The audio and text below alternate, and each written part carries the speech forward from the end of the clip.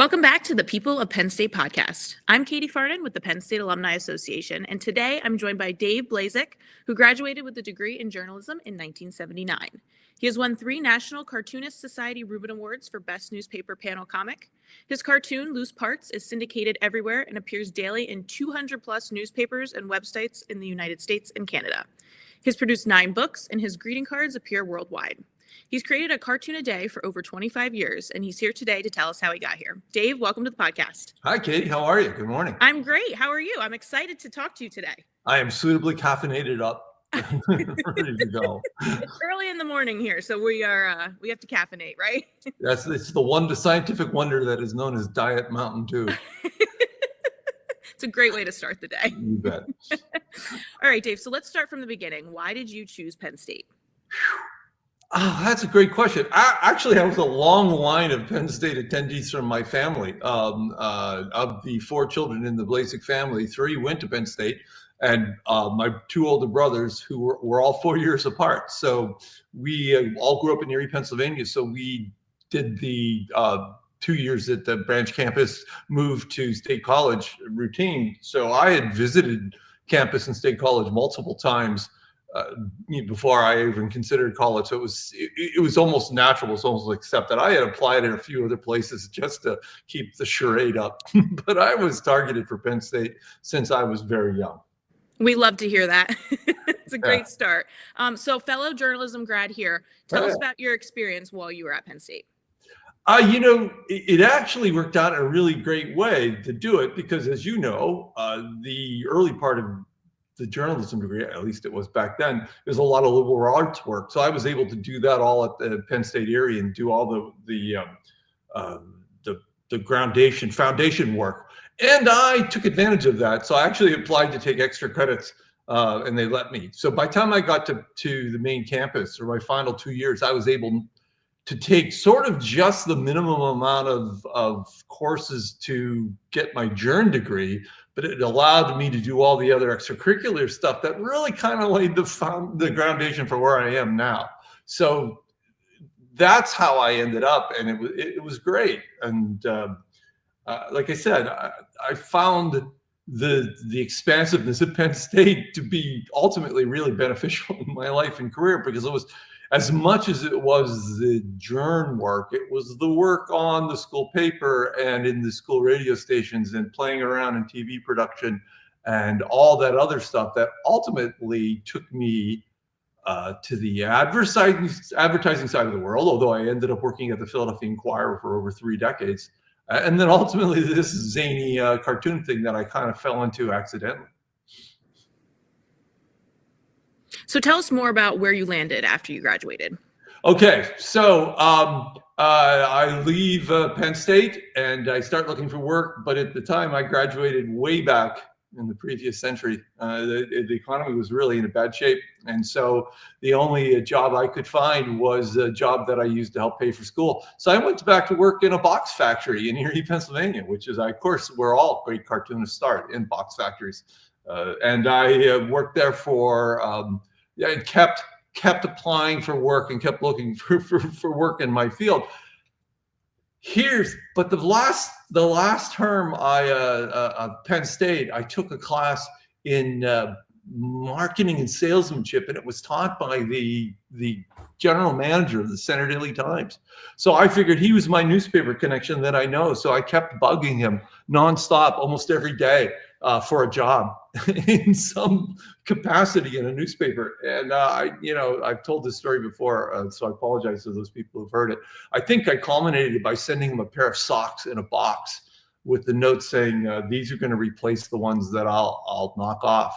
So he finally called me and said, get your butt down here. I'm going to give you some kind of job. So I strolled into the Center Daily Times out there near the Nittany Mall, back when they were located out there. And he gave me a Yellow Pages book and a desk and said, start calling car dealers to sell them advertising. So the condensed version now is I was really horrible at selling things, but I started, since I was working at a small newspaper, it was great. So I could use all I could avail myself of all the weaponry that I had. So it turned out the only way I could sell an ad to anybody was to make an ad that was really clever. And so I started doing that. The most famous one is selling a Toyota dealership in State College at 2 blank pages. One was a totally blank full page in the paper with a little 6-point type at the bottom that said, "For the best deal in town, hold this page up to the light." And then when you did, his logo was reversed on the other side. So I got really good at doing that. And I think after a couple of years at the Center Daily Times, if I recall correctly, I was promotion director, national sales manager, co-op advertising manager, public relations manager, creative in-house manager. And so along the way, I had met my wife at Penn State. We dated for 10 days. Our first date was 10 days before we both graduated. And she was living in Lancaster, so I tried to get and moved to the Philly area. So of course, I decided to call the Philadelphia Inquirer and see if they had any work. And they did. The only job they had open was a job in their in-house ad agency at the time, the promotion department. And but they had 400 or 500 applications already. So I got the guy to promised not to hire anybody until he saw all my work. And I sent him all this stuff and all the ads I did. And he hired somebody else. And that guy went to lunch the first day and quit, never came back. And I showed up and he called me and gave me the job. And I stuck there for 35 years. And I ended up, the final part of it, being creative director of the in-house ad agency and creative shop at the Philadelphia Inquirer called Media Lab. So along that way, I ended up, writing and directing maybe 500 radio commercials, maybe 120 TV commercials, laying out ads, writing speeches for the publisher, doing all sorts of creative stuff. Almost all of it was funny. And at the same time, I had actually made the mistake of going to see a stand-up comedy show one night and saying, "That guy was terrible, I could do better." So I got into stand-up comedy for a while in Philadelphia. And so that led to the editors bringing me the submissions that syndicates would send for the comics pages and saying, "What do you think of these?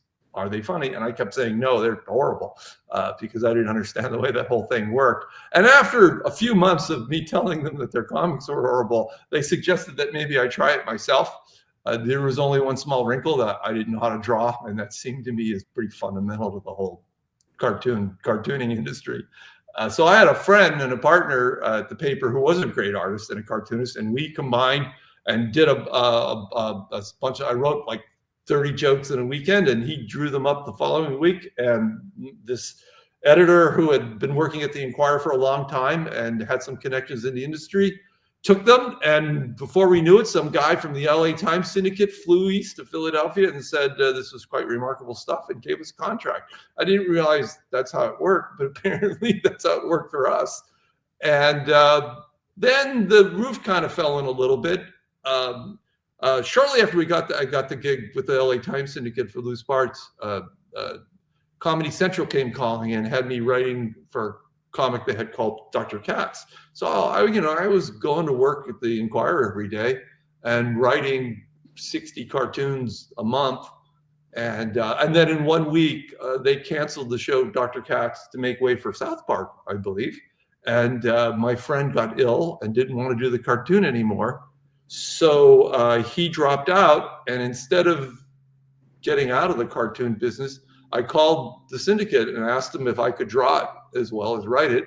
And they asked me if I could draw because they're smart professionals. And I said, no, but I could learn. Now, mind you, it's still running. It's running a newspaper. Loose Parts is running a newspaper. And they said, sure, go ahead, learn how to draw. So I hung up the phone knowing we had about a 4 to 6 week cushion of cartoons that John had already drawn after I had written them. And I had to learn how to draw at age 42 or 43 in really fast amount of time. And that was 25 years and 10,000 cartoons in a row ago. So that's the encapsulated story of how I made it from a box factory in Erie, Pennsylvania to, being a nationally syndicated cartoonist. It's a great story. It's such a formula. It's And the such a moral of the formula. story here is to get the job, make the phone call, send socks in a box, do what you got to And do. socks in a box, pictures. I used to drive. I remember driving out of state college so I could find the first road sign that had said Philadelphia on it, and I would pose in a suit with a briefcase, like by the road sign, ready, that's Penn State marketing. That's what it is. That's what there you go. But but honestly, and this goes back to what I talked to early on, is that all of that I did, and I kind of glossed over 3 decades of work at the Inquirer, came from, Penn State. Just, I always remember the TV production guy just gave me the keys to the TV studio and said, go have fun. As long as you go out at 11 at night, you can go do whatever you want. So I did, and you worked at East Hall's radio, and spun smoky albums way into the night, and you worked at the paper, and all of this turned out to be stuff I needed. So that when I got the job at the Inquirer, and they said, "Ian, do you know how to make a TV commercial?" I said, "Yeah, I do." You don't know. I've made one, but I know how to do it. And it turned out I was really good at it. And the journalism background taught me to get out of the house and go talk to people and adults and all that, and things like that. Although, as you can probably tell, I don't really have trouble talking to people. And all of this formed this giant bouillabaisse that allowed me to eventually grab onto this great career, which just, I feel like I was made for this. I just had to find it. It was in there. But all that huge background and that huge availability of knowledge and ability to people letting me play with their equipment and things, all paid off. It all paid off, and it worked. And I encourage sometimes I'm sure the extracurricular stuff doesn't work for all professions. I'm relatively sure pre-med people aren't given bodies to take back to their dorm rooms. I'm just going to go out. I would hope. Unless things have changed. Maybe it's different now. But at least for me, it worked great. And when I think back now at Penn State, that's kind of the stuff I remember. The other thing was Froth. Is the Froth still around? The Froth magazine was the sort of the Onion, National Lampoon, the Onion of Penn State. I think it is. I haven't seen it recently, but it was for a while. When I was that was a big part of. Yeah, my brothers talked about it in hallowed terms. So when I went there, it got to the main campus. One of my goals was to restart the magazine, and I remember going to a bulletin board and putting up like a flyer to see if anybody wanted to join me on this. And there was a guy next to me putting up a flyer saying, "Does anyone want to restart the Froth?" And so the two of us got together. His name was Bob Carville, and we started it and took it from 0 to 5,000 circulation out of our dorm room. Wow. But there again, it was forced writing on deadline. It was sort of the original side gig. You hear a lot of people talking about always get a side gig, and I'm a big proponent of getting a side gig. And it was the original, so writing on deadline, writing humor for everybody, production, assembling magazines, assembling print, all of that. So again, the fact that it was there, that Penn State had the critical mass to have an audience for that and to have the facilities. And I think they even gave us a little money. We qualified, we hoodwinked them into qualifying as some sort of club and hoodwinked them and giving us money that we used to buy. I can't remember the brand of the beer, but it helped. Whatever you got to do to get through, right? Yes, right. It was an act of desperation. So how did you learn to draw so quickly? You said you had 4 to 6 weeks of like backstock and comics. Well, how did you get ready to have your own drawings out there? For people who will scramble right now to Google loose parts cartoons, there may be an argument that I still haven't learned how to draw. Well, number one, I was a graphic artist. I taught myself, for decades at the Inquirer of laying out ads and doing stuff. And I was pretty good. Won some Clio awards and things doing that sort of deal. My wife is a artist. Over my shoulders is sort of the half of the studio that she uses. She's quite an accomplished painter and woodworker and stuff. So, but I basically sat down at the dining room table and pulled out sheets of copier paper with a mechanical pencil I found in a drawer and an eraser from, I think, the late 1960s. And I went to work. And I decided to work at the dining room table because my daughters were young and I didn't want to be locked away at part of the house. But it was hard. I tried to keep the jokes simple. If I couldn't draw something, I would just write another joke. Because one of the earliest, if I recall, the very first loose parts was a diagonal line with just the top of a fish over the top of the line, and below the line was a sign that said down, and it was titled "Salmon at the Mall." It was a salmon going up the down escalator at a mall, and so. It was tough. I would go to work all day and I came home and I would take care of my girl, help my wife take care of the girls and read them and give them baths and put them to bed. And then 8:30, 9 o'clock, I would sit down, and forever how long it took, it took. And it got better. I used to tell my daughters, it's almost impossible not to get better at something you do every day. You almost can't help but get better.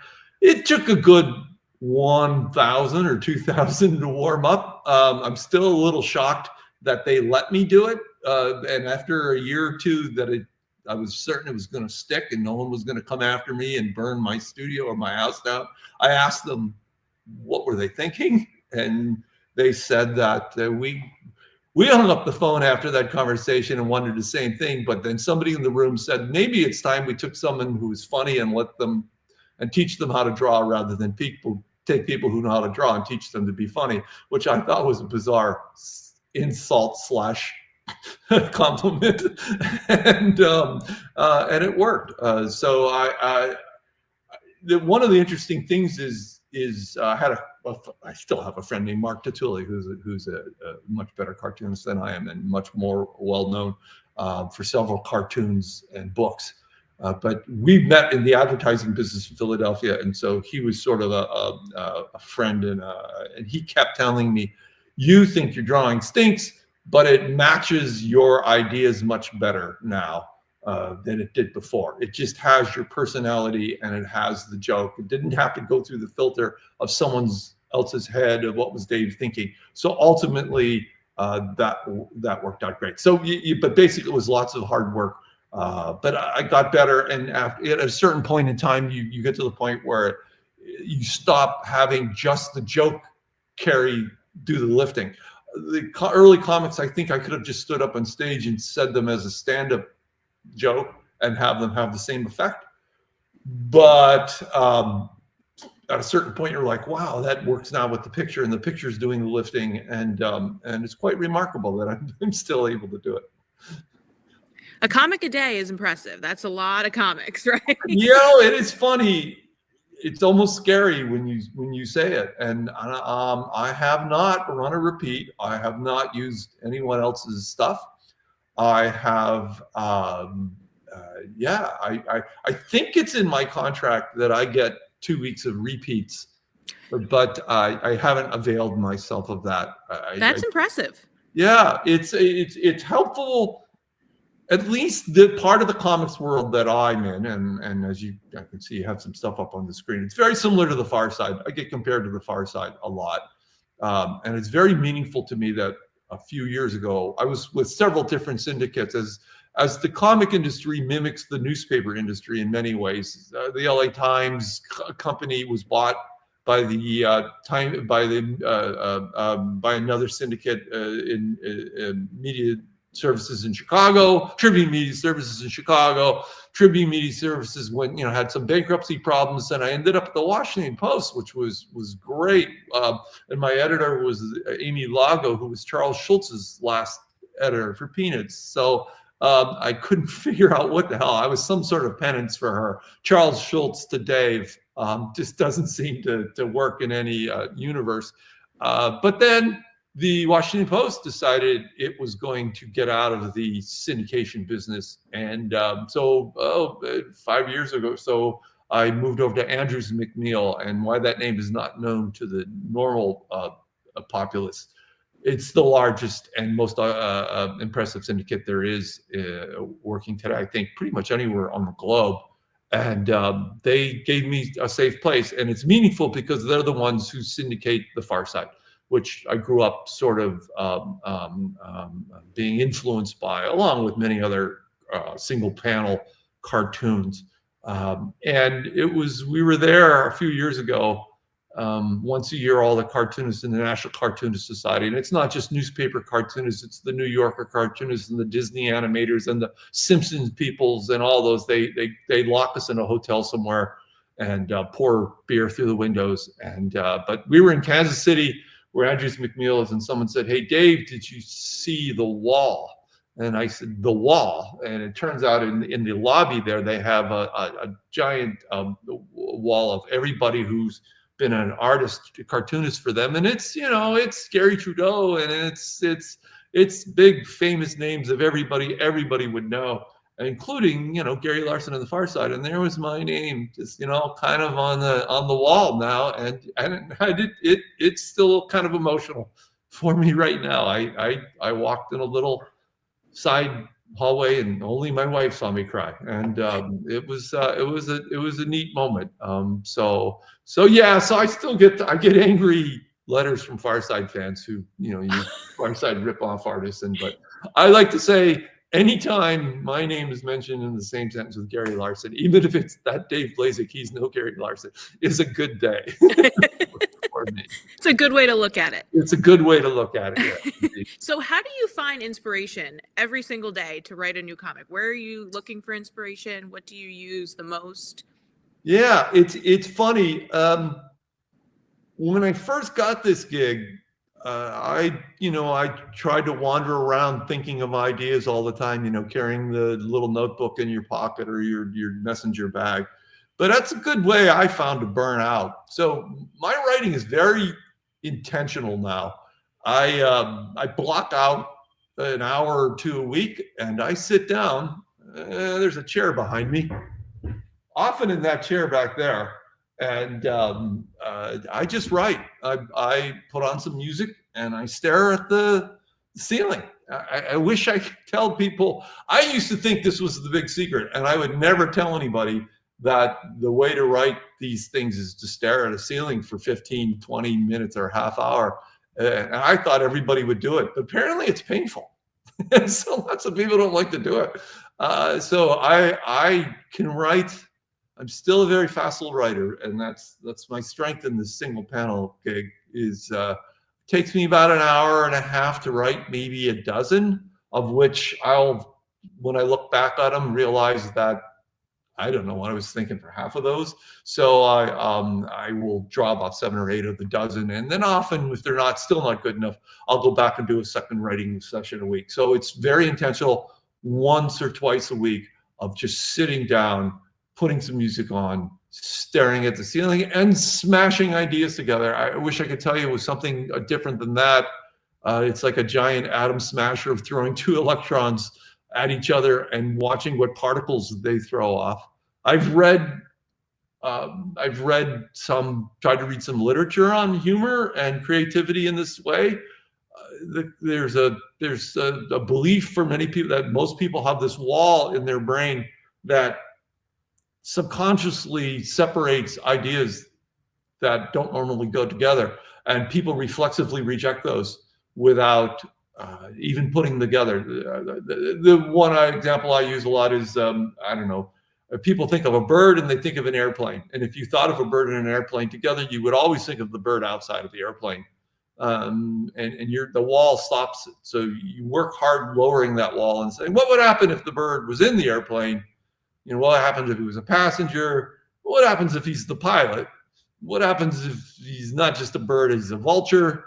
And then you got a cartoon where the co-pilot's calling down and saying, if you guys don't kill something down there, he's just going to keep circling.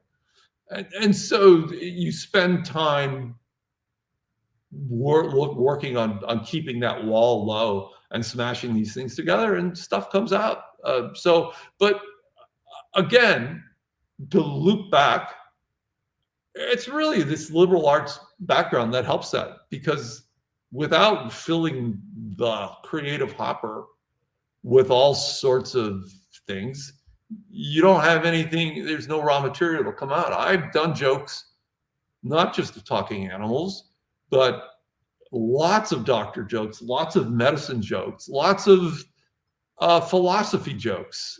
I've done Sartre jokes, and I've done historical things. I did one Samuel Morse, and I often find myself looking up to make sure that I've got the at least the basics of the science or the history right, because if I don't, some reader will let me know within hours. And so all that goes together, and I'm sort of thankful for a weird, varied background, because that's the raw material you need to gin these things out once a day. And I imagine that there comes some creativity blocks sometimes, right? When you're trying to come up with this stuff. How do you deal with those? How do you kind of push through and break that wall down, like you mentioned? I'm trying to remember who said it. There was who's the painter who said it? Inspiration is for amateurs. It's you just go to work. You go to work every day, and out of that comes the creativity. It's not like this magic elf that appears on your shoulder. Well, it does if I'm drinking beer while I'm writing. Then magic elves appear on my shoulder. That's a whole nother story.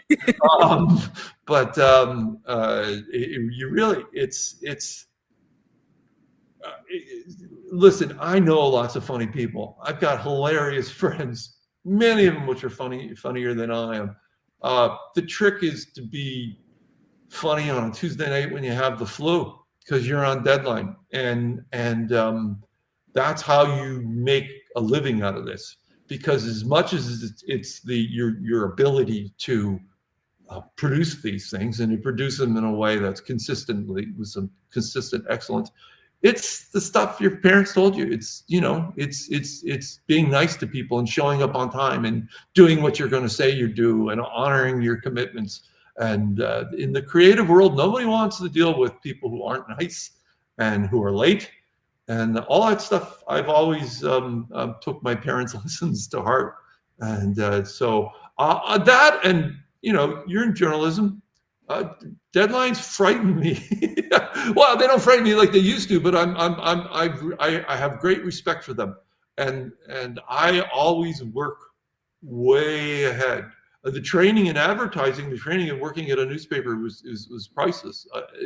Even though I was working in the toy department of the ad agency at the Philadelphia Inquirer, it wasn't unusual for some news story to break that they would be covering. They knew they'd be covering big the next day, and they would call and say, Dave, it'd be 10 in the morning, and they'd say, we would need a radio commercial on air by drive time.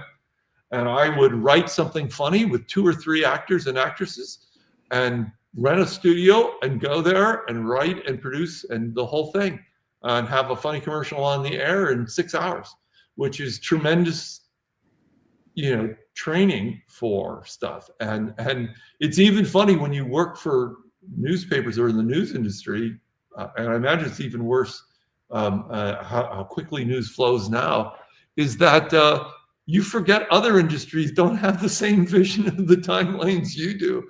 I remember like an ad agency was interviewing me for a job one time, and they said, sometimes things get pretty tight here. You might sometimes have to turn something around in like 2 weeks. I'm like, 2 weeks? What are you, crazy? I can do 6 hours. Yeah, it's like, what are you talking about? So now it's also a vestige of me having started the cartooning gig while I was working at the Philadelphia Inquirer. that I never get behind. So I work very far ahead. I am today drawing cartoons that will show up in June, July. They have everything. My syndicate has everything into May, I think now. Yeah, into May. I'm going away on a large hiking trip in the Swiss Alps in July, so I'm working ahead for that too. So I'm always a couple of months ahead on my stuff. So I have probably, I bet you I have 30 or 40 drawn in the hopper right now, waiting to be assembled, and word balloons and written and drawn. I have another maybe dozen or 15 that are written that are waiting to be drawn, and I'm going to write either later today or tomorrow. So that'll put me a little bit ahead. So I have some leeway, but I guess it's been a way of life for me. I've never not been on deadline. I'm used to it. Deadlines, blank sheets of paper aren't as frightening to me as they used to, but it's great. It's nice to have. In many ways, the cartoon has given back to me in strange ways. It's turned out to be. I don't even know if I'm retired or not. I left the newspaper, but I don't know if this is if this is retirement. This is the best retirement. Yeah, you have a very fun retirement. Anyone, I highly recommend everyone skip Social Security and go right to national syndication of being a cartoonist. Noted. Yes, it's easy. Just start. You got to get the box factory job. That's the problem. You got to get the box factory job. That's where it all begins, right? That's the hook, man. I'm afraid that's what it is. So what's it like to see your work in print and to have a fan base and people purchasing your books and your cards and your work in frames that they can display in their homes? What is it like to realize that is your reality? Couldn't be more awesome. I don't know how else to put it. I remember almost distinctly when I was in high school. I worked for the school paper at lovely Erie Cathedral Prep, and I gave me a column on the back thing, and it was early proto humor, I thought.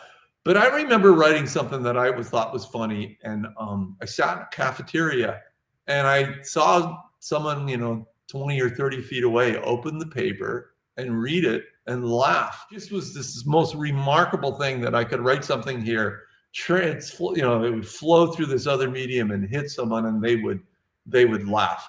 I found that very addictive. I found it weirdly addictive when I tried doing stand-up for a few years. The ability to elicit that kind of response is great, and to know that I have sort of a group of hardcore fans who follow me is amazingly rewarding. And now, especially as our society has flipped around, I mean, it used to be back in the 60s and 70s, as I understand it. And even when I started out, if a fan wanted to write you, they'd put it in an envelope and send it to your syndicate, and it would get to you like 6 weeks later. Now, within an hour of it hitting, I get emails and comments, which is great. You get this massive feedback loop. And ultimately now, in these times, I'm feeling some strange responsibility to keep this pure and keep the humor flowing. I don't want to ever get political. I don't even want to deal with that. I try to keep that away from whatever brand I have in social media or anything, because I just think people need a safe island every day they can count on. Like that there's not going to be an ad over it. There's not. It's just it's a safe resting place. And man, there's not that many of these gigs out there. So I really feel a responsibility to bring the goods every day and not mail it in. I mean, frankly, I probably could. If I'm not feeling good, it would roll, the machine's going. But more than ever now, I am spiking my own stuff. I am writing things that probably 20 years ago I might have let go, and now I won't. I pull more cartoons that I literally have finished and in the can and ready to go, and I look at them and say, they're just not up to snuff. And so in that way, I'm trying to lean in, I'm trying to get better, I'm trying to respect my fans. One of the big comments and compliments I get is, I didn't get it right away. I had to look at it for a while and figure it out. And I love that. I mean, there are plenty of other cartoons and comics that will give you your lasagna joke high right off the bat. I want you to spend time with it and figure it out, and then the light bulb goes off like I've rolled a hand grenade and counted to 10. That's great. So I try to respect.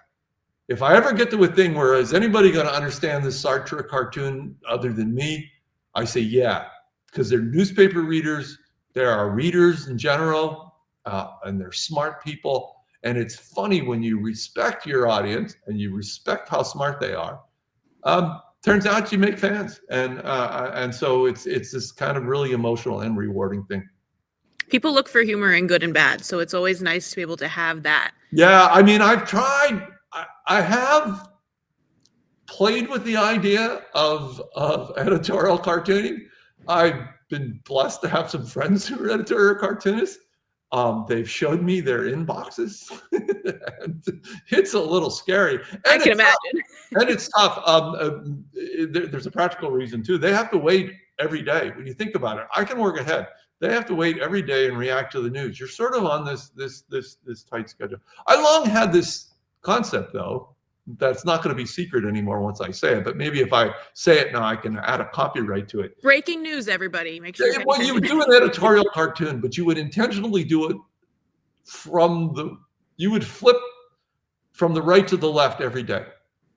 You would force yourself to change, so that it would eliminate that whole thing that, oh, that person just thinks from the left or that person just thinks from the right, because the next one will be different. But then the other interesting thing to do is to blog along with it and see how it affected you, in forcing yourself to do that from the other side. So that's an idea I'm never going to do, but it's a good idea. And I will happily have contract negotiations for anybody who wants to give me a small part. Let our listeners know. Yeah, thanks. So what advice would you have for somebody who is looking to change careers, is looking to kind of take a leap into a totally different field, but they're a little bit nervous to do that? You know, you did that so successfully. What advice would you give? That's a good one. Again, I'm a big, the side gig thing is always a great way to do it. And I'm a firm believer that there are a lot of hours in our lives that we waste, and you can find an hour or two a day not watching TV or scrolling Instagram to try something. And that way it's sort of like crossing the stream, where you put one foot on one side and leave the one on the other. And if it works, great. If not, you can still push off and not get your feet wet and come back to the other side, and it's not too dangerous. I like to sometimes, though, I think people sometimes latch onto a specific job and say, oh, I want that job. Where I've always, when I talk to students and stuff, it's like, just pick the side of the mountain you want to be on. If you want to be on the creative side of the mountain, get on the side of the mountain. And think of yourself as a rivulet of water running down the side of the hill, and it's going to hit rocks, and it's going to go right, and it's going to go left. It's almost like pick the industry you want to get in and take any job possible, even if it's like me. I picked newspapers. My job was cold calling out of yellow pages, but I wanted to be in newspapers, and I didn't know where it was going to lead, but at least I got myself in the right general vicinity of that. So starting out, I would suggest that get into the industry you want to any way you can, make connections there, or just generally get on the right side of the mountain for where you want to be on. In midlife, it's the side hustle way of doing it, I think. And these days, it's so much better to do things yourself. I've started self-publishing my own books because the margins are better. And this is where I say my new one, Amusing Thingies, just came out in the fall. And I think it's the best one I've done, and you can get those at my site. But there's the ability now to run your own business is astounding. So when people buy, here's another thinly veiled pitch. Any loose parts cartoon you see, I will do a color frame print for you and sign it to anybody you want to give it to, or I'll doodle on it and stuff. But all that comes right out of this room. I have a nice printer. I do my own framing. I do my own postage. I hang it from the mailbox, and the mail guy picks it up. It's a remarkable, and I'm talking around the world. I sent one to someone off in Germany. I've sent them off one to somebody in England and Australia not long ago. And it's the ability to be your own business now is incredible. And you can keep it so your overhead's not too crazy either. But it's part of disciplining your life and filling those cracks with something productive rather than something non-productive, and it helps to make the switch. And then it's great. I'm not someone who could retire and go cold turkey. I need to do this, and so this turned out to be the perfect gig, and it's rescued me as much as it's provided me a living. All right, Dave, we like to end things with a lightning round of some Penn State related questions. So just some quick answer questions. Are you ready? Great. Favorite creamery flavor? Oh boy. This is going to make me look really bad. It's vanilla. It's the vanilla with the dirt and grass on it. Or wait, maybe I just dropped it. Wait, I think I just dropped the cone. The dirt and grass was not part of the vanilla ice cream. If not, so the crunchy vanilla with the dirt and the grass. Yeah. I mean, it happens to the best. Yeah, that's gonna be my. What was your favorite class and/or professor while you were? Oh, wow, that's a good question. I remember the shock of, what do they call it now? What's the very first writing class that you have during class now? When you go there? What? It was. Anyways, I remember getting into this class, and I remember thinking, I'm going into journalism. I don't know how to type. Is that going to be an issue? and I walk into this classroom, and to date myself, there's typewriters on every desk. And the prof walks in and says, honest to God, first day at Penn State Journalism School, if you don't know how to type, you should probably stand up and walk out right now. And you didn't. You did not. So that's good. It was like my worst. It was like going to pre-med and not liking needles. It was like, so anyways, I perfected the technique of when he would walk up and down the aisle to like see what you were doing I would stop and ask him a question so he wouldn't have to see me typing one finger at a time. Yeah, so I do. I wish I could remember the guy's name. But I remember that it was shocked. It was cold immersion therapy for that. And yeah, it was, but it was mostly all the people who let me, like I said, play and all the other things. And it was almost uniform. There wasn't a professor up and down the line who I couldn't say, hey, can I try that? And they would say, sure, go ahead. Here's the keys to the TV studio. Here's the keys to the radio place. Here's the stuff. So, I mean, the truth of the matter is sometimes college majors teach you what you want to do, and sometimes teach you that you didn't really want to do that. I was one of those post-Watergate, Woodward Bernstein, I'm going to save the world kind of people. And then I found out that I didn't really like that part of it that much. The talking to people who didn't necessarily want to talk to you. And in a very prosaic way, reporting was a second shift job. You would go out and cover meetings at 7 o'clock at night, and come in the office at 3, cover a meeting at 7 o'clock at night, be there at 10 typing things up to make deadline. And I loved newspapers, and I still am a huge proponent of newspapers. And I think we're just some legislative actions and a few tweaks away from saving them. And in my job at the Inquirer, in many ways, why it sounded goofball was distilled down to saving newspapers and getting more people to read them. So I still am a strong proponent of that. But it taught me I didn't want to be a reporter. But taught me that all that other peripheral stuff was really fun. And I sense that's where my future lies. So if I don't remember a journalism professor per se, it's probably because that I realized that wasn't where my path lied. But that's a benefit of being able to sample stuff at a place like Penn State. You get to see not just what you like, but what you like. I'm never doing that. Try a little bit of everything. Try a little bit of everything. Those people, yeah. Like, what? You know, what's that spreadsheet stuff you do? Yeah. The Numbers in journalism are not the. And I'm gonna out one of my brothers. It's really funny. He retires, and I said, "So what are you gonna do in retirement?" He says, "Yeah, he was in the insurance business. I think I'm gonna maybe try learning the guitar and maybe try some painting and stuff." And I said, "Yeah, that's what I kind of made my career out." No one ever retires and says, "Yeah, I'm thinking of learning spreadsheets." It's true. It's very true. Yeah, I'm thinking of doing some cost analysis on the side.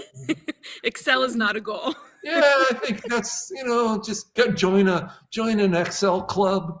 I mean, listen, I'm sure there's one out there, but right now I'm making enemies. Right now the Excel mafia is sending out a team to do a pivot table on me.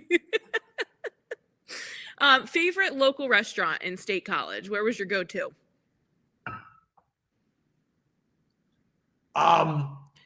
For eating? For eating. Okay. Or for good times, whichever path you want to take. Well, back in the day, I was a train station guy. Everybody started at the train station and moved their way around. I was a pizza guy, and I would stop at Brothers for my slices. And when I worked for the Central LA Times, they were on my account, so I would wheel by every day. And and I got to know Susie Wong and then the egg rolls and had Brothers Pizza. So I'm gonna go with that. I was a poor student. What do you mean? Where did I eat?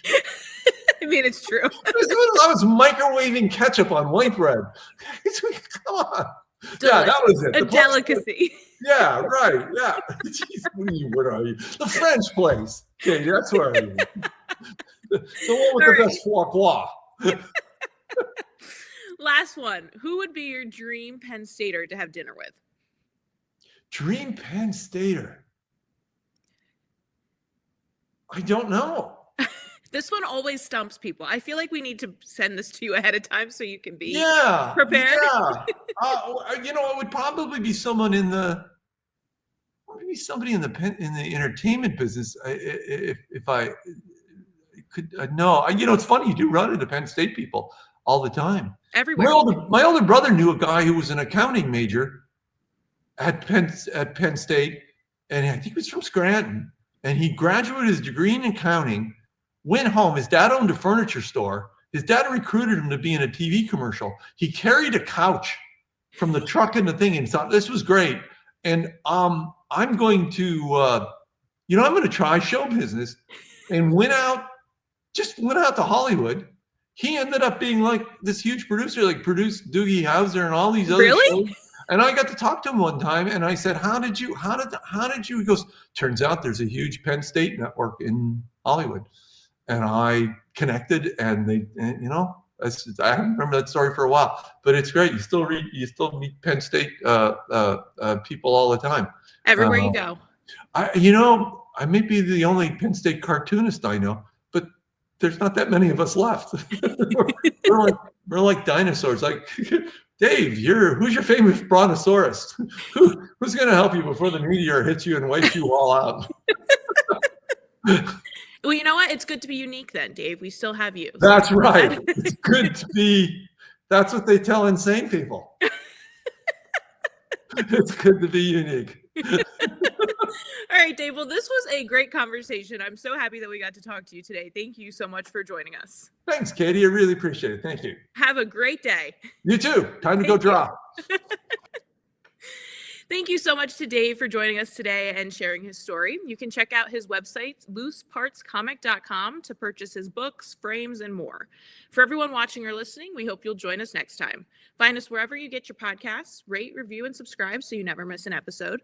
Special thanks to our guest relations coordinator, Abrielle Clark, and producer Vincent Lungaro for their work on this episode. We are